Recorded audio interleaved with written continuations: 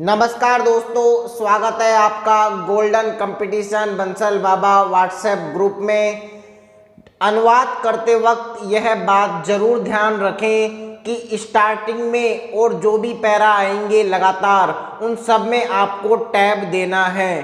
और मान लो वहाँ सिस्टम में हाई कोर्ट द्वारा यदि टैब को बंद किया हुआ है तो आप 5 स्पेस जरूर देंगे। यह बिल्कुल ध्यान रखें क्योंकि कई लोगों की टेस्ट जब होता है तो कॉपी मेरे पास आती है तो टैब नहीं दिया हुआ होता है, तो ध्यान रखें उसकी गलती काउंट होती है। तो जब भी पैरा आए, जो भी पैरा आए, शुरू में स्टार्टिंग में टैब जरूर दें। टैब यदि बंद कर रखा है प्रोग्राम में तो आप 5 स्पेस जरूर दें। चलिए तो dictation number 10 golden dictation number 10 आज हम स्टार्ट करते हैं। डिक्टेशन स्टार्ट होगा 5 सेकेंड बाद।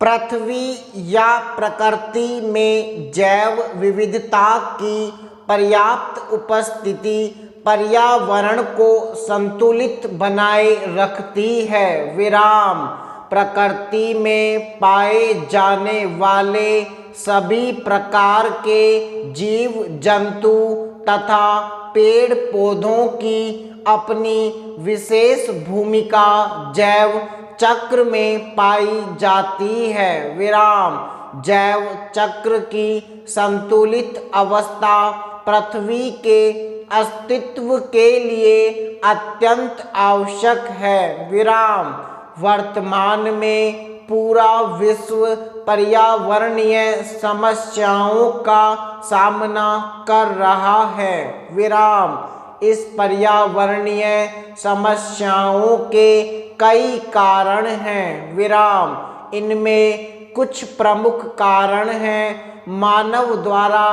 पर्यावरण में उत्पन्न की गई अव्यवस्था जिसके कारण जलवायु परिवर्तन, वैश्विक तापमान, ओजोन क्षरण, अम्ल वर्षा इत्यादि समस्याएं उभर कर सामने आई हैं। विराम मानव व जंतुओं में परस्पर संघर्ष की स्थिति देखने में आ रही है। विराम यह संघर्ष भी वस्तुतः जंतुओं तथा अपने अस्तित्व को लेकर है। विराम मानव द्वारा कृषि कार्यों से संबंधित भूमि विस्तार, शहरों के निर्माण एवं विस्तार के कारण जीवों के प्राकृतिक आवासों को नष्ट किया जा रहा है। विराम ऐसी स्थिति में जीव जंतु अपने अस्तित्व हेतु संघर्ष कर रहे हैं। विराम वर्तमान में ऐसी कितनी प्रजातियां हैं जो या तो नष्ट हो गई या नष्ट होने की कगार पर हैं। विराम भारत में शेर, चीता, घड़ियाल, हाथी इत्यादि जानवरों को संरक्षण हेतु विशेष कार्यक्रमों का संचालन किया जा रहा है। विराम मानव ने अपने विकास की प्रक्रिया में बड़ी मात्रा में वनों को नष्ट किया है, जबकि ये पेड़ पौधों पर्यावरणीय चक्र के लिए अत्यंत आवश्यक हैं। विराम इसके अभाव में मानव ऑक्सीजन प्राप्त नहीं कर सकेगा जो उसके जीवन के अस्तित्व के लिए आवश्यक है। विराम वनों के विनाश ने जहां हरित क्षेत्र को कम किया है वहीं जीव जंतुओं के प्राकृतिक आवास को क्षति पहुंचाई है। विराम प्राकृतिक आवासों के अभाव में जीव जंतुओं के अस्तित्व पर संकट के बादल घूमने लगे हैं। विराम हाल ही में ब्राजील के अमेजन के वर्षा वनों में लगी आग के कारण बड़ी मात्रा में पेड़ पौधों को क्षति और नुकसान पहुंचा है। कई प्रजातियों के खत्म होने के आसार उत्पन्न हो गए हैं। साथ ही पर्यावरण को बहुत बड़े स्तर पर नुकसान हो रहा है। विराम पैरा। शिक्षा मानव विकास की प्रक्रिया है। विराम। शिक्षा निरंतर चलने वाली प्रक्रिया है। हालांकि यदि इसे एक व्यवस्था के रूप में देखा जाए तो सामान्यतः इसके दो रूपों की चर्चा की जाती है, औपचारिक एवं अनौपचारिक। विराम। औपचारिक शिक्षा में विद्यालयी शिक्षा, उच्च शिक्षा, व्यावसायिक एवं तकनीकी शिक्षा को शामिल किया जाता है, जबकि अनौपचारिक शिक्षा अनवरत है और प्राकृतिक भी। विराम।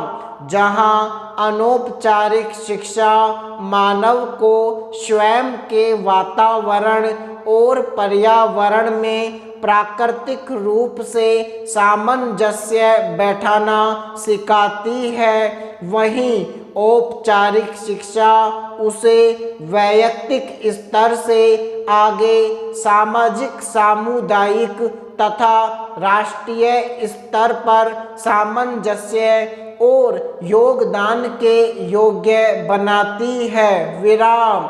यही कारण है आज वैश्विक स्तर पर औपचारिक शिक्षा की गुणवत्ता पर सरोकार व्यक्त किए जा रहे हैं। विराम।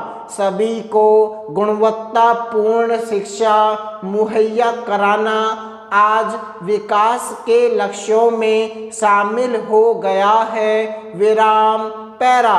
आज हमारे देश में आरंभिक शिक्षा कक्षा 1 से 8 तक निःशुल्क एवं जरूरी कर दी गई। विराम। इसे शिक्षा के अधिकार के अधिनियम 2009 के अंतर्गत रखा गया है। विराम। यह हमारे लिए एक बहुत ही महत्वपूर्ण पहलकदमी है। विराम। 8वीं तक की सभी के लिए शिक्षा के इस अभियान ने प्राथमिक और आरंभिक कक्षाओं में नामांकन लगभग 100% तक ला दिया है। विराम। इसी अभियान को आगे ले जाते हुए माध्यमिक शिक्षा और उच्च माध्यमिक शिक्षा हेतु भी राष्ट्रीय माध्यमिक शिक्षा अभियान के अंतर्गत सुविधाएं मुहैया कराई जा रही हैं। विराम। 21वीं शताब्दी भारत के युवाओं की शताब्दी है। विराम।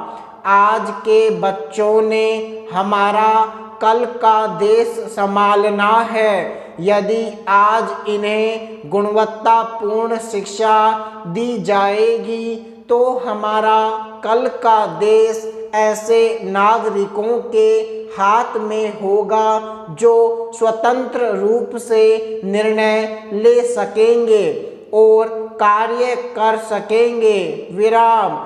जो सामाजिक चिंताओं को संबोधित करना जानते होंगे। विराम समाप्त।